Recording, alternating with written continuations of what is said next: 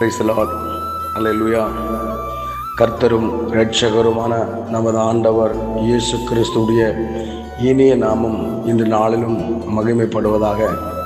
பிரியமானவர்களே, இந்த நாளிலே நாம் தியானிப்பதற்காக தேவ சமூகத்தில் நாம் எடுத்திருக்கிற இந்த தலைப்பானது அசுத்த ஆவிகள் மீதும் பிசாசு மேலும் வல்லமையும் அதிகாரமும் நமக்கு கர்த்தராகிய இயேசு கிறிஸ்து தந்திருக்கிறார். இயேசு கிறிஸ்து தெய்வ பிள்ளைகளே, மார்க் 3:27 சொல்லியிருக்கிறார், பலவானை முந்தி கற்றால் ஒழிய ஒருவனும் பலவானுடைய வீட்டுக்குள் புகுந்து அவன் உடைமைகளை கொள்ளையிடக்கூடாது. கற்றானே ஆகில் அவன் வீட்டை கொள்ளையிடுவான். அதாவது பொல்லாத பிசாசு அவன் வல்லமையை நான் முந்தி கட்ட வேண்டும் என்று இயேசு சொல்லுகிறார். 2 கொரிந்தியர் 10:4-5 நமக்கு அந்த வல்லமையை தந்திருக்கிறார். நம்முடைய போர் ஆயுத மாம்சத்துக்கு ஏதுவாக இராதவன் ஆரண்களை நிர்மூலமாக்கும் தேவபலன். அந்த போர் ஆயுதம் என்பது மாம்சமான நாவினால் சொல்லப்பட்ட வார்த்தையினாலோ அல்லது ஆயுதங்களாலோ அல்ல, ஆரண்களை நிர்மூலமாக்கும் தேவ பலன் கர்த்தர் தந்திருக்கிறார். அவைகளால் தர்க்கங்களையும் தேவனை அறிகிற அறிவுக்கு விரோதமாக எழும்புகிற சகல விதமான மேட்டுமைகளையும் இயேசு கிறிஸ்துவன் காலுக்கு கீழ்ப்படிய சிறைப்பிடிங்கள் என்று சொல்லியிருக்கிறார்.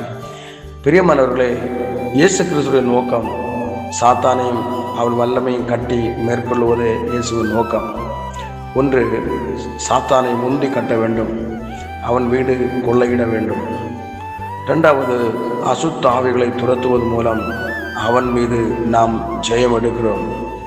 இயேசு சொல்லியிருக்கிறார், நான் தேவனுடைய விரல்களாலே பிசாசுகளை துரத்துகிறனாலே தேவனுடைய ராஜ்யம் உங்களுக்குள்ளே வந்திருக்கிறது என்று லூக்கா 11:20 சொல்லியிருக்கிறார். பிசாசுகளை துரத்துகிற ஒரு மனிதன், தேவ மனிதன், அவன் எப்போதும் ஃப்ரெஷ்ஷாக இருப்பான். எப்படி என்றால், ஒரு டீ குடித்து ஃப்ரெஷ் ஆகிறது போல பேய் விரட்டி பலனடைவான்.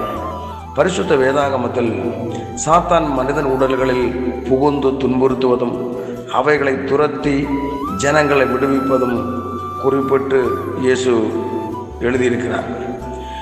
இயேசுவை பிதா அனுப்பினது அதற்காக தான், பிசாசின் ராஜ்யங்களை அழிக்க.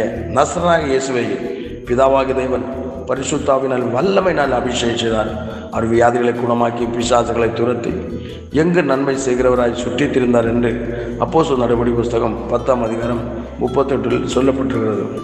விசேஷமாய் மார்க் 1:23 நாம் வாசித்தோம் என்றால், அவருடைய ஜெப ஆலயத்திலே அசுத்த ஆவி உள்ள ஒரு மனுஷன் இருந்தான். அவன், ஐயோ நசரனாகிய இயேசுவே, எங்களுக்கும் உமக்கும் என்ன, எங்களை கெடுக்க வந்தீர், உம்மை இன்னார் என்று அறிவேன் என்று நீர் தேவனுடைய பரிசுத்தர் என்று சத்தமிட்டார். அதற்கு இயேசு, நீ பேசாமல் இவனை விட்டு புறப்பட்டு போ என்று அதட்டினார். உடனே அந்த அசுத்தாவி அவனை அலக்கழித்து மிகுந்த சத்தமிட்டு அவனை விட்டு போய்விட்டது. இந்த கடைசி காலத்திலும் பிரியமானவர்களே, நமக்குள்ள இருக்கிற தேவ வல்லமை பெந்தெக்கோஸ்து நாளிலே நம் மேலே ஊற்றப்பட்ட அந்த பரிசுத்தாவினுடைய வல்லமை பிசாசுகளை துரத்தும். நம்மை பார்க்கிற போது பிசாசுகள் ஓடி போகணும். அப்பேற்பட்ட வல்லமைக்காக தேவ சமூகத்தில் காத்திருந்து பெற்றுக்கொள்ள வேண்டும்.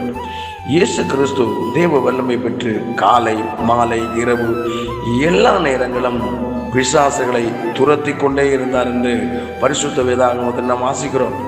மார்க் 1:32-33 வாசிக்கும் போது, சாயங்காலமாகி சூரியன் அஸ்தமித்த போது சகல பிணியாளிகளை பிசாசு பிடித்தவர்களை அவரிடத்தில் கொண்டு வந்தார்கள்.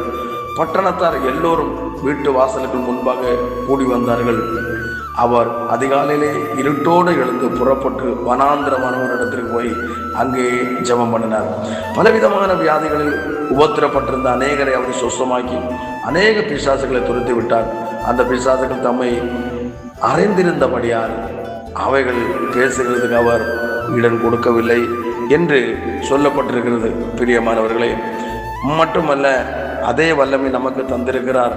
மார்க் 16:16 நாம் வாசித்தோம் என்றால், விசுவாசம் உள்ளவர்களாக ஞானஸ்நானம் பெற்றவர் ரட்சிக்கப்படுவார், விசுவாசியாதவனோ ஆக்கினைக்குள்ளாக தீர்க்கப்படுவான்.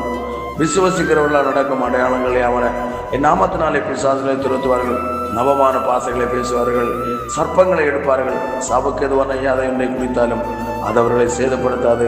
வியாதி செமல் கைகளை வைப்பார்கள், அப்பொழுது அவர்கள் சுஸ்தமாவார்கள் என்று கர்த்தர் சொல்லியிருக்கிறார். எனவே பிரியமானவர்களே, இந்த கடைசி காலத்தில் தேவ வல்லமை பெற்றுக்கொண்டு சாத்தானுடைய வல்லமையை நிர்மூலமாக்கி ஜெபிக்க தெய்வ சமூகத்தில் ஜெபிப்போம்.